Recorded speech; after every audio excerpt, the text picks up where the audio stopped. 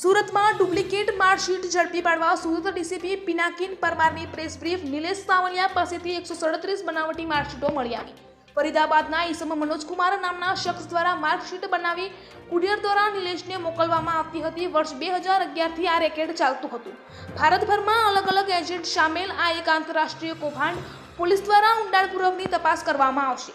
સૌરાષ્ટ્ર યુનિવર્સિટીની 24 બનાવટી માર્કશીટો મળી આવી। આ સિવાય અલગ અલગ યુનિવર્સિટી અને શિક્ષક બોર્ડની માર્કશીટો સામેલ। નિલેશ મંગળભાઈ સાવલિયા એજન્ટ તરીકેની ભૂમિકા। નિલેશ દ્વારા 70 થી 80 જેટલા લોકોને બનાવટી માર્કશીટો આપવામાં આવી હતી। આરોપીઓએ 20,000 થી 5 લાખ સુધીની રકમ બનાવટી માર્કશીટ બનાવવા માટે ઉઘરાવતા હતા। અલગ અલગ પોલીસની ટીમો દિલ્હી સહિત અન્ય રાજ્યોમાં મોકલવામાં આવી હતી। રિપોર્ટર સુનિલ ગાંજાવાલા, સુરત। ફરીથી સ્ટાર્ટ કરો, કોણ પૂછે છે? ચલો બે વાર કટ કરાવી દીધી। જી સર, એક મસ્ત મોટું કૌભાંડ ઝડપી પાડવામાં આવ્યું છે, શું છે વિગત? આજ રોજ સવારે 2:30 સિંગણપુર પોલીસ સ્ટેશન ખાતે આઈપીસી 420, 465, 467, 471, 120B હેઠળ એક ગુનો રજીસ્ટર કરવામાં આવેલ છે। આ ગુનાની પ્રાથમિક રીતે બતાવું તો એક ઈસમ છે અક્ષર ભરતભાઈ કળથિયા, જે વેડ રોડ કતારગામ ખાતે રહે છે। આ ઈસમ જે કેરળની અંદર તિરુવનંતપુરમની અંદર આરોપી તરીકે અટક થયેલ છે, જેની સામે આરોપ એવા હતા કે એણે ડુપ્લિકેટ માર્કશીટ કેરાલા શિક્ષણ બોર્ડની બનાવેલી હતી। તો એના મધર દ્વારા એક અરજી સિંગણપુર પોલીસ સ્ટેશન ખાતે આપવામાં આવેલી હતી। તો આ જે અરજીની તપાસમાં એવી વસ્તુ ધ્યાનમાં આવેલી હતી કે આ જે અક્ષર કળથિયાએ જે ડુપ્લિકેટ માર્કશીટ બનાવેલી એ સિંગણપુર પોલીસ સ્ટેશન વિસ્તારની હદમાં આવેલા નિલેશ મગનભાઈ સાવલિયા દ્વારા બનાવવામાં આવેલી હતી। તો અમારા સિંગણપુર પોલીસ દ્વારા આ ઈસમ ઉપર થોડી વોચ રાખવામાં આવેલી કે હકીકત શું છે। તો પોલીસને એની અંદર થોડુંક પોઝિટિવ આન્સર મળેલો હતો, જેથી આ નિલેશ મગનભાઈ સાવલિયાના ત્યાં પોલીસ દ્વારા સર્ચ કરવામાં આવેલો હતો। તો સર્ચ કરતાં કુલ 137 જેટલા માર્કશીટ અન્ય પૂરા ભારત દેશની અલગ અલગ યુનિવર્સિટી તેમજ શિક્ષણ બોર્ડની માર્કશીટો એના ત્યાંથી કબજે કરવામાં આવેલી હતી। અને એની પ્રાથમિક પૂછપરછ કરતાં એવી વસ્તુ ધ્યાનમાં આવેલી હતી કે આ અક્ષર કળથિયાને એ જે ખરેખર 12મું પાસ નથી, પરંતુ એને ઉચ્ચ અભ્યાસ માટે ઇટાલી જવું હતું। તો એના માટે એણે 60,000 રૂપિયા આપીને આ નિલેશનો કોન્ટેક્ટ કરી એની પાસેથી આ ડુપ્લિકેટ માર્કશીટ મેળવેલી હતી। પરંતુ વિઝાની પ્રોસેસમાં માર્કશીટને વેરીફાઈ કરવા માટે જ્યારે તિરુવનંતપુરમમાં જ્યારે ગયો ત્યારે ત્યાંના અધિકારીઓને ધ્યાનમાં આવેલ કે આ માર્કશીટ તો ખોટી છે, તો એની વિરુદ્ધમાં ગુનો દાખલ કરી અને અટક કરવામાં આવેલ હતો। પરંતુ આ જે માર્કશીટ છે એ બનાવનાર અથવા એને આપનાર વ્યક્તિ જે નિલેશ મગનભાઈ સાવલિયા હોય, પોલીસે એને અટક કરીને એની સઘન પૂછપરછ કરતાં એની પાસેથી 137 જેટલા બીજા આવા અલગ અલગ માર્કશીટ અને ડિગ્રી મળેલી છે। અને એની પ્રાથમિક પૂછપરછ કરતાં તે બેઝિકલી 2011થી યસ એજ્યુકેશન એકેડમી નામે એક સંસ્થા ચલાવે છે અને એના દ્વારા 2011થી આ રીતે જે આવા જરૂરિયાતમંદો હોય એ લોકોને ડુપ્લિકેટ માર્કશીટ અથવા ડિગ્રી અથવા સર્ટિફિકેટ એ પ્રોવાઈડ કરતો હતો।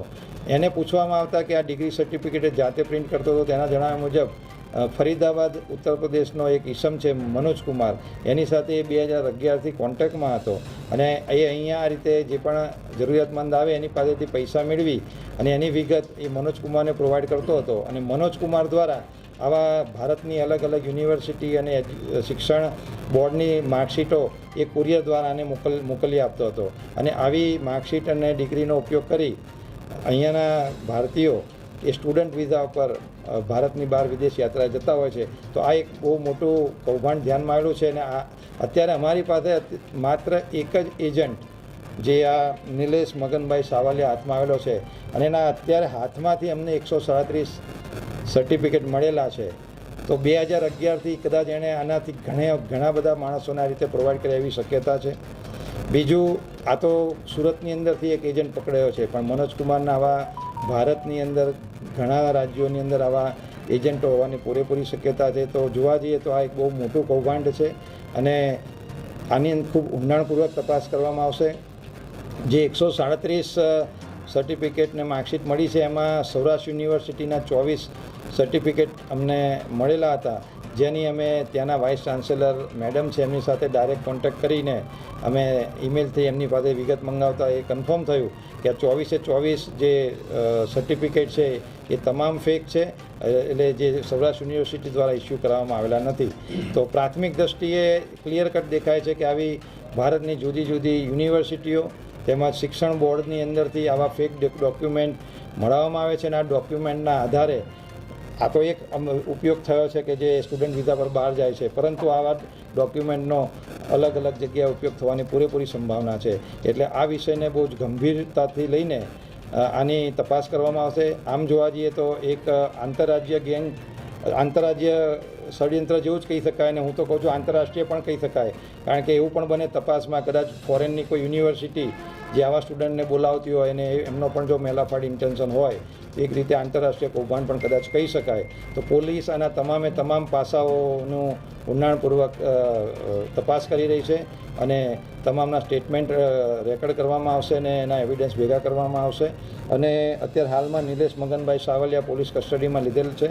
એની પોલીસ કસ્ટડી રિમાન્ડ માટે નામદાર કોર્ટને રજૂ કરવામાં આવશે અને 14 દિવસના પોલીસ કસ્ટડી રિમાન્ડ માટે અત્યારે નામદાર કોર્ટને રજૂ કરવામાં આવશે. સર, સૌરાષ્ટ્ર યુનિવર્સિટી સિવાય કોઈ અન્ય કોઈ યુનિવર્સિટી છે? મેં કહ્યું તેમ પ્રમાણે 137 તો અત્યારે એની પાસે ફિઝિકલી સર્ટિફિકેટને ડિગ્રી મળેલા છે, જેની અંદર ગુજરાત, કર્ણાટક, સિક્કિમ, મહારાષ્ટ્ર, હિમાચલ પ્રદેશ, ઉત્તર પ્રદેશ, મેઘાલય આવા અલગ અલગ રાજ્યોની રેપ્યુટેડ યુનિવર્સિટીઓના સર્ટિફિકેટ્સ અમને ધ્યાનમાં આવેલા છે, જે અમે મુદ્દામાલ તરીકે કબજે કરેલા છે. તો આ તો જે ફિઝિકલી અમને મળેલા છે એટલા જ છે. એ સિવાય જે અક્ષર કળથિયા છે એનું કેરાલા શિક્ષણ બોર્ડનું પણ છે. તો ભારતના અલગ અલગ રાજ્યોના અલગ અલગ શિક્ષણ બોર્ડ અને યુનિવર્સિટી સાથે એ લોકોના સર્ટિફિકેટ સાથે આ કૌભાંડ આચરવામાં આવેલું છે. નિલેશનો અભ્યાસ કેટલો છે સર અત્યાર સુધી? નિલેશને અત્યારે અટક કરેલો છે, પણ એ 2011થી યસ એજ્યુકેશન એકેડમી તરીકે એક ઇન્સ્ટિટ્યૂટ ચલાવે છે અને એના દ્વારા એની પાસે આ બધા ક્લાયન્ટ આવતા હતા. પ્રાથમિક પૂછપરછમાં એવું ધ્યાનમાં આવેલું હતું કે જે અલગ અલગ એજન્ટ્સ કામ કરે છે વિદેશને મોકલવા માટેના, આ એજન્ટ્સ પાસે જ્યારે કોઈ આવા માણસો ફોરેન જવા માટે જતા હોય તો જેની પાસે આવા સર્ટિફિકેટ્સ ના હોય ત્યારે આવા જરૂરિયાતમંદોને એ આ નિલેશ જેવા એજન્ટ્સ જોડે મોકલવામાં આવતા હતા. અને નિલેશ જેવા આવા ઘણા બધા એજન્ટો હોઈ શકે છે, જેને આ ફરીદાબાદમાં બેઠેલા મનોજકુમાર દ્વારા અલગ અલગ યુનિવર્સિટીને શિક્ષણ બોર્ડના સર્ટિફિકેટ અને ડિગ્રી સર્ટિફિકેટ એને ઇસ્યુ કરવામાં આવ્યા. સરકારી નોકરીનો પણ ઉલ્લેખ કર્યો છે, તો અત્યાર સુધી કેટલા લોકોને અપાવી હશે અંદાજે?